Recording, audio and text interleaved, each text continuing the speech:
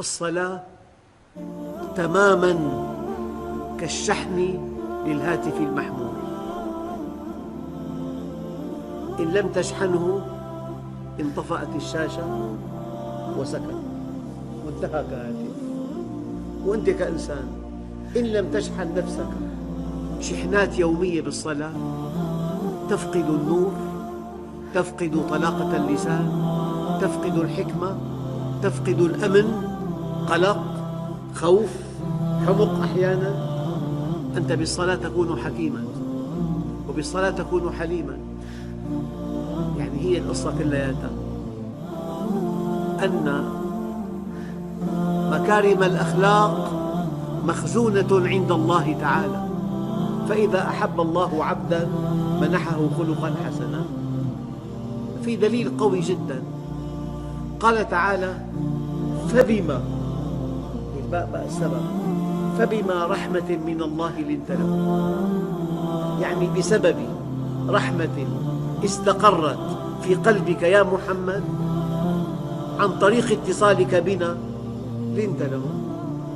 صار في اتصال، رحمة، الرحمة انعكست لين، فلما كنت لينا لهم التفوا حولك، ولو كنت مقطوعا عنا لامتلأ القلب قسوة ولانعكست القسوة غلظة وفظاظة فانفضوا من حولك.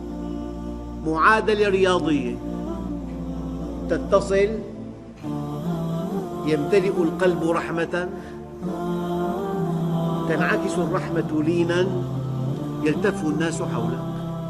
تنقطع يمتلئ القلب قسوة، تنعكس القسوة غلظة وفظاظة ينفض الناس من حولك.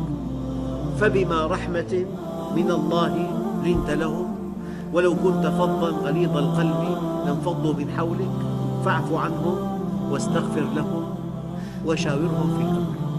يعني أكبر علامة لمن يصلي قلبه رحم، ما عنده عنف، في رحمة بقلبه، رحمة على أولاده، على زوجته، على أقربائه، على جيرانه، على من حوله، على أخوانه، على البشر جميعا، على المخلوقات جميعا.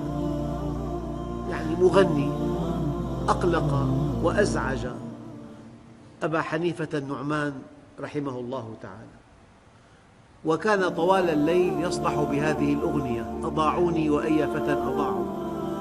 ثم فقد هذا الصوت فعلم أن به مكروه، بحث عنه بالسجن، ذهب إلى القائم على هذا الأمر ورجاه أن يطلق سراحه.